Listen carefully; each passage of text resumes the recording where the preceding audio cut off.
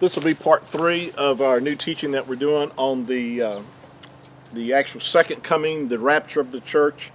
You know, we're talking about these events. We've also been talking about the resurrection, sharing with you that the rapture is the resurrection. And we're waiting. I get so encouraged when I read the scriptures and I think about the aspect that this corruptible body that I have is going to be changed to be incorruptible. This mortal shall put on immortality. Oh, wow. I'm just really excited about that aspect of my life and by the way, that I've done all the dying I'm going to do. I have passed from death unto life.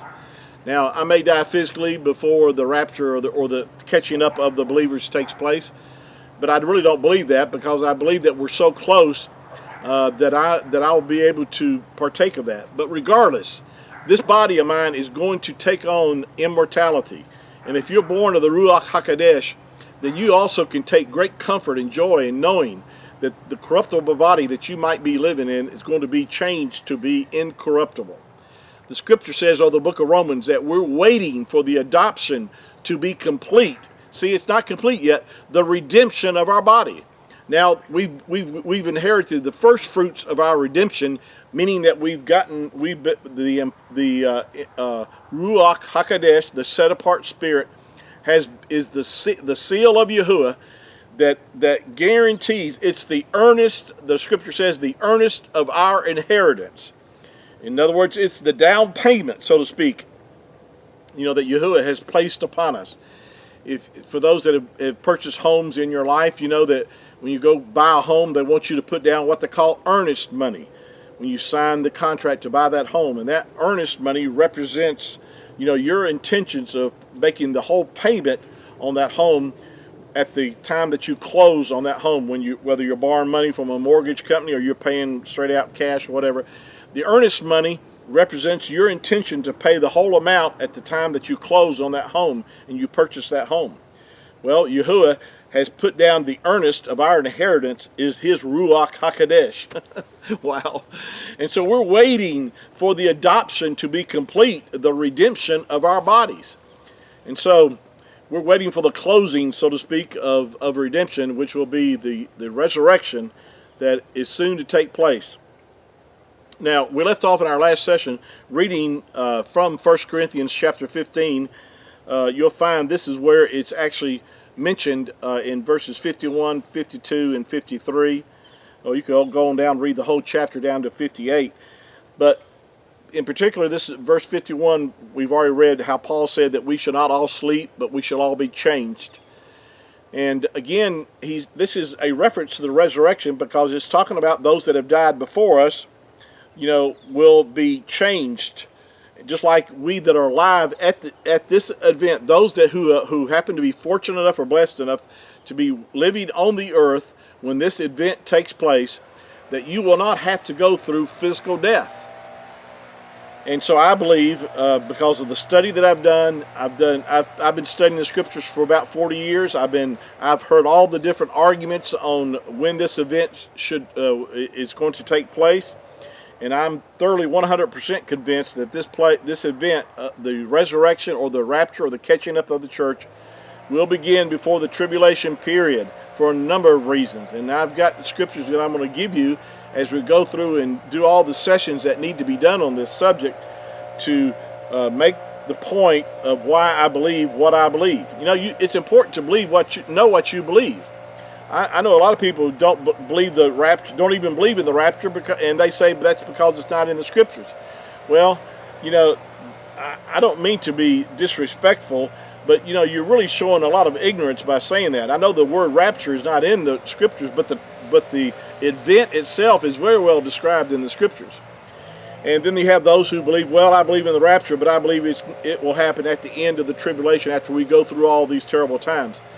Well, again, I don't mean to be disrespectful, but when you take one or two scriptures that proves your point, when you haven't really reconciled all the other scriptures, and you're really making just a inadequate decision as far as your belief is concerned. Then you have people who believe what they believe, and they're so stubborn they don't want to hear anything else. and that's not a good place to be in.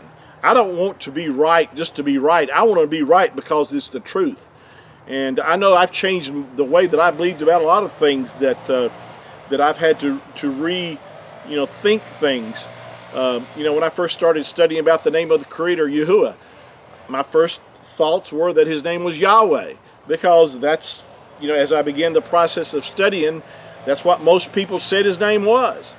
And so, it takes, being diligent, being willing to change, being willing to let the Ruach HaKodesh teach you and I. That's why we have to remain humble. That's why we have to remain teachable and not so prideful that we get so locked in on what I believe and miss what the Scripture is trying to reveal to us.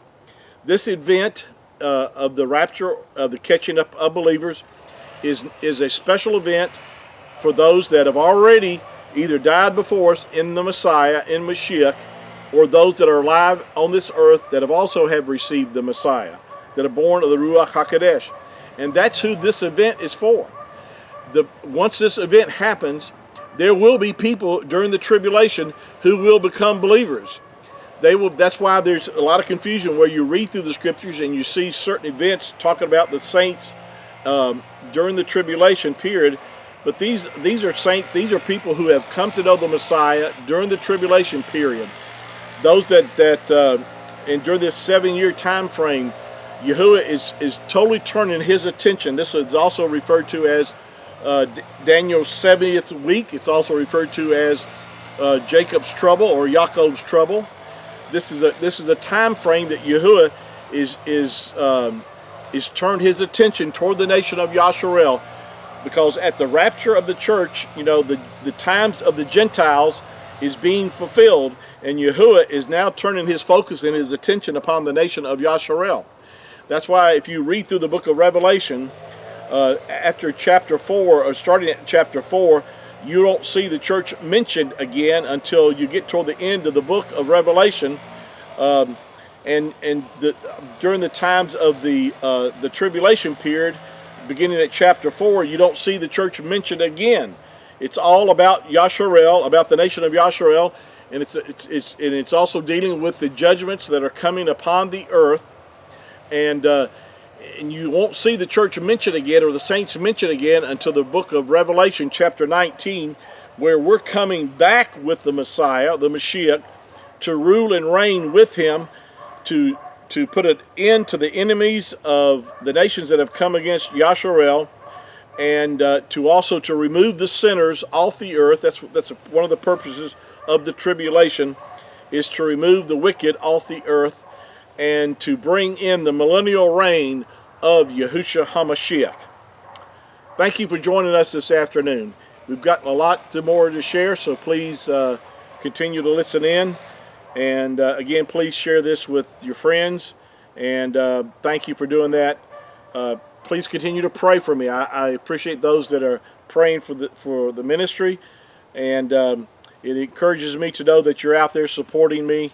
And I'm here for one reason, that is to fulfill the calling that Yahuwah has given me to do, and to help build the body of the Mashiach by sharing with you His Word, so that we grow and not be ignorant of the things that Yahuwah wants to reveal to us. Thank you again. Shalom.